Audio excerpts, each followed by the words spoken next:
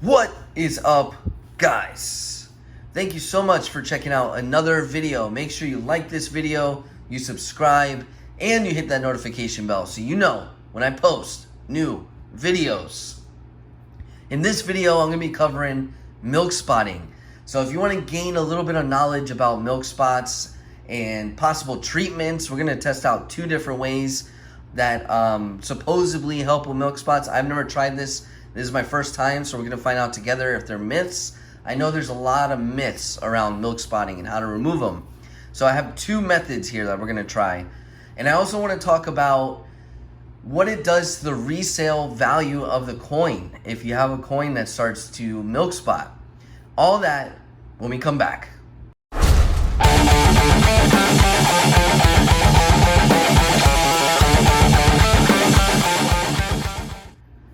Alright, so let's talk about what causes the milk spotting. Is there any way to prevent milk spotting, etc.? So this is a 2016 maple. Now 4.9 silver is just a tad bit more prone to milk spotting than 3.9 silver. But that doesn't mean that 4.9 silver will milk spot, and that also doesn't mean that 3.9 silver won't milk spot. That's a very common misconception. These maples, this is a 2016. Probably the worst part about milk spotting is that it could take months, it could take years before the coin actually starts to milk spot. For an example, I've had this coin for about 2 years, and as you can see, it's starting to milk spot. This is the beginning stages of the milk spotting, and I guarantee you, if I show you this in about 2 months, it'll be a lot worse. You can put them in 2 bags, you can put them in a slab, you can put the slab in a plastic bag, you can put it in a capsule, it doesn't matter. There's no way to prevent milk spotting. It's basically ingrained into the coin during the planchet process. So when they're making the blanks, just think of it as it's already implanted in the blank. So there's really nothing you could do. And then the worst type of milk spotting is actually when the coin comes in contact with PVC. That's another thing that causes milk spotting, and it's actually worse. The PVC type of milk spotting is actually twice as bad because it's harder to remove, and usually it's a lot more milking. So, and you don't really know which one is which until, I guess, you start to clean it. So we're going to try and clean this up and see if some of the cleaning methods that I've read about are actually myths, and I'm sure they are. I know there's a lot of myths surrounding milk spotting removal. So what does it do to the resale value? I'm sure a lot of you are wondering that as well. With standard bullion, it actually doesn't affect it that much, but what it does affect is the amount of buyers that are going to be interested. There's a lot of people like myself that are bothered by milk spotting and most likely won't even touch any coin that has milk spotting, even if it's generic or government backed or very common bullion like maples and eagles. So you're probably going to lose about half your buyers just because of the milk spotting. Now there is people that don't care. They will still buy them, but you most likely will have to knock off $1 or $2 off the retail price. They probably won't buy them for the same price as a BU one.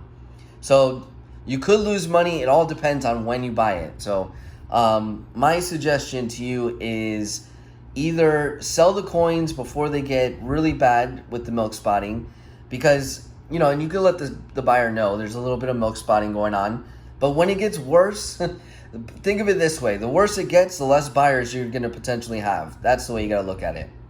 So that's pretty much it with standard bullion. But when it comes to numismatics, the one thing you gotta understand is coin collectors and people that are spending that extra premium on collector coins they much rather spend extra money and buy a BU version with no milk spots. So with that being said, if you have a numismatic coin or a slabbed coin that is starting to milk spot, you're most likely going to lose probably around 80% of your buyers if it's a numismatic coin, just because of how finicky coin collectors are, myself included. And that's just the reality of it. And you're definitely going to have to knock off a couple bucks, if not more, off the coin because it is milk spotting. And it's going to take some time to sell because you got to find a buyer that doesn't mind. And most likely that buyer is only buying it for the silver. So when it comes to numismatics, you're most likely when everything is said and done, probably going to lose some money. But these bullion coins, you know, like I said, the common silver, these government-backed pieces, you probably won't lose that much. You just got to be patient. So, all right, let's do it. Let's give it a shot. Let's try this. So the first thing we're going to do is the eraser test. So from my understanding, like I said, I've never done this. This is the first time. We're doing it together. You want to use the softest part of the eraser. This is a clean eraser. That's another thing. You want to make sure there's no lead on the eraser, so it will definitely scuff up the coin.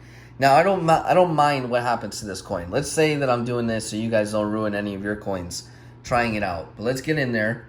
Let's actually do it on one of the shinier parts just to see what it does here.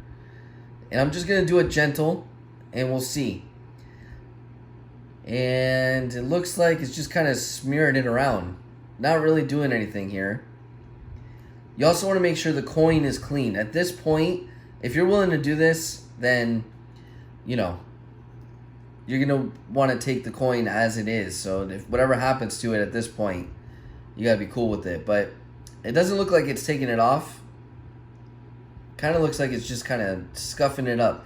And even though this doesn't, look at that. Look at that. Look what it did.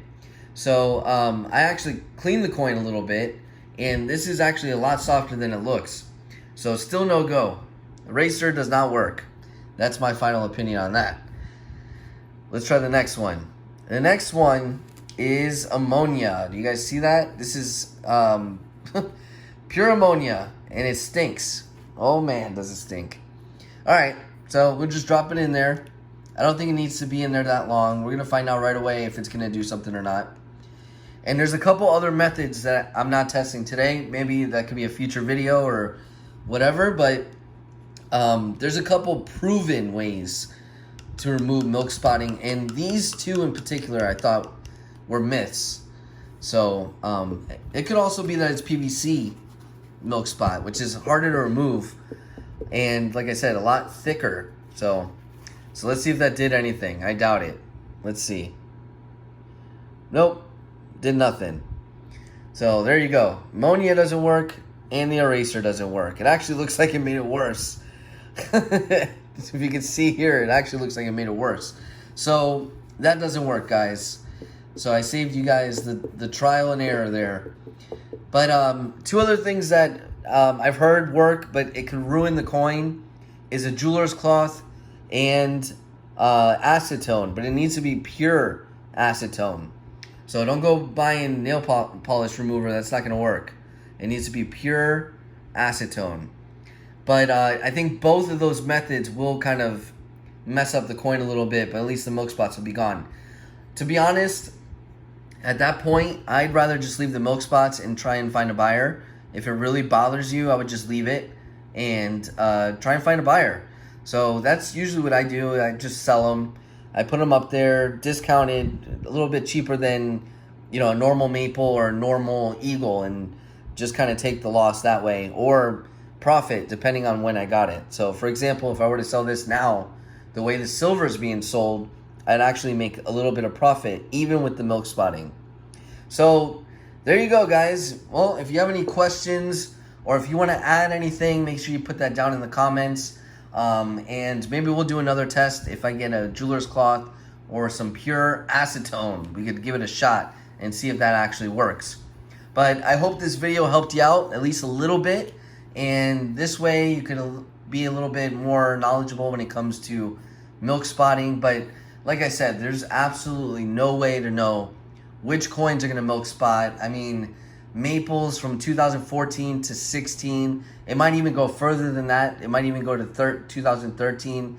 I know a couple of the eagles around that range as well were heavy on the milk spots. But I've seen pandas milk spot. I've seen all different types of coins milk spot. You really just don't know which ones are going to do it. And like I said, there's no way to prevent the milk spotting from happening. So just got to go with the flow, and that's part of being a silver stacker. So anyways, guys, let me know what you think down in the comments, and I will talk to you guys later.